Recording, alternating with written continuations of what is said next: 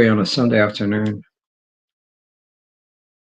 I've been searching back through the back issues of Science of Mind magazine, as I've mentioned the last few days. And yesterday I found a really interesting article that I read from the August 2024 edition. And I also found another that was really interesting and on point, I think, for the times today. This morning at our service, the talk was given, sermon, if you like, was given by Reverend Lisa Ryan, because Reverend Dr. Jesse Jennings was unable to attend today. And she mentioned towards the end of her talk about one of her heroes, which was Pope Francis.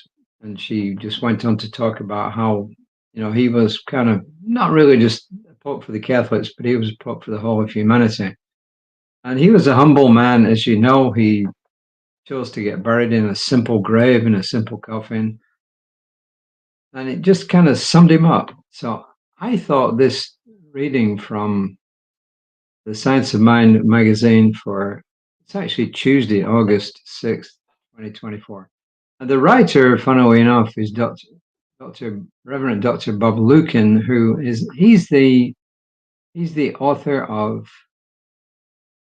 the Murphy series, Murphy the Human Whisperer. It's wisdom from a dog's perspective. Anyway, this is what he had to say about one particular hero, and I like it because it's a story. And Reverend Lisa today used the Book of Ruth in the Hebrew Scriptures. We don't say the Old Testament anymore, we say the Hebrew Scriptures, to underscore her message, which was TLC. Of course, it normally means 10 11 care, but voice on Creative Life Spiritual Center's Facebook page or YouTube page, and you can see the whole talk, actually, which was excellent. The reason it went down so well was because it was a story, and people love stories. And this reading is a story. The message is the story, effectively. The first quote is from someone called Debbie Mazar. I'm not quite sure how to pronounce it. I don't know who Debbie is. I'll look it up after. And she says, a hero is somebody who is selfless, who's generous in spirit, who tries to give back as much as possible to help people.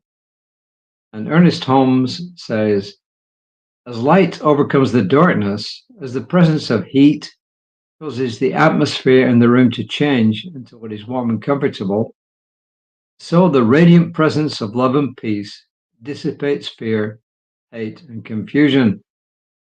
So, emphasis here on peace, love, selflessness, giving back.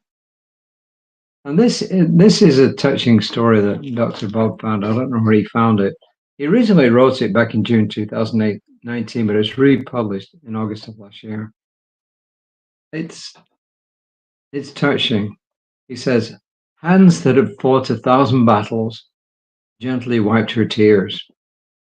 The same hands that held her babies and dirty diapers and bills that needed paying found the strength to hold dreams few could even imagine. She reached out to those in need. She saved injured birds, fed dogs and cats, and helped mend broken hearts. Anyone taking the time to know her knew that no matter how tired she was, she would always offer a hand to those in need. Her heart opened more every day of her life. And then he says, I explained to her that I was writing the daily guides for a magazine, and I asked her if there was anything she'd learned that she wanted to share with my readers. She smiled and began, tell them being poor can make you rich, and being rich can make you poor. I've learned the advantages of both. Love, compassion, and caring for others aren't optional. It's what we're here to do. When you choose not to love, or only to love when you're loved, your heart begins to die. People who know this cannot be broken by conditions. Most people think food is what keeps them alive. It is love in action that keeps us alive.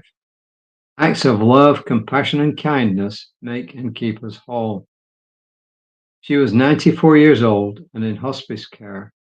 Refusing to stay in bed, she spent her last hours at the bedside of those she felt were sicker than she was, offering love and encouragement. And as I said, that was Rev Dr Bob Luckin. And if I can get back to my screen here. Over the weekend and for most of the past week, we've been hearing about Pope Francis. And if you think about it, he really served until literally the very end. On Easter Sunday, he made the effort, and God knows how sick he was, to come out and to greet the people of the world. He said his message normally, or the Pope's message normally, is ubi et orbi. Ubi is the city, orbi is the world. So the message is to the city of Rome, but also to the world. So I thought this reading really fit in with that. He was somebody who gave everything till the last and didn't want any honor.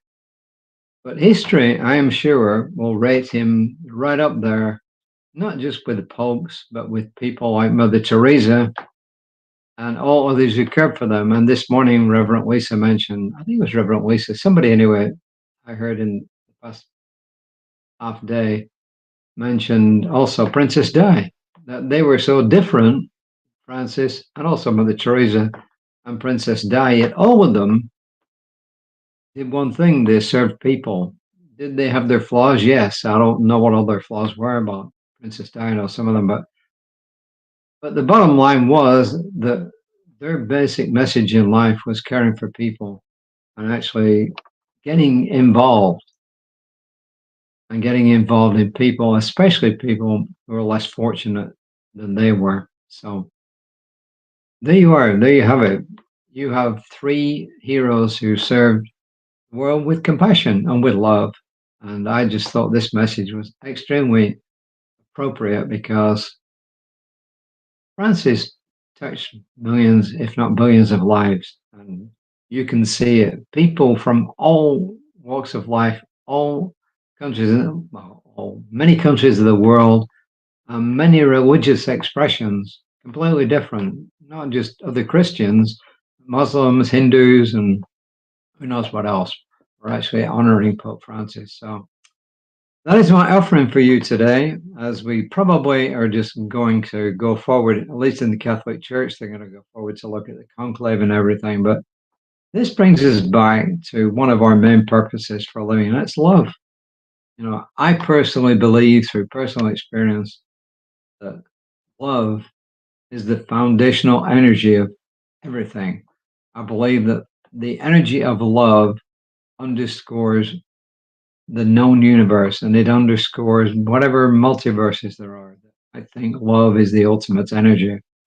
And as it spreads out, it touches everywhere. And then because we have free will, things get changed. And because energy is the way it is, it changes. But underscoring it all is love.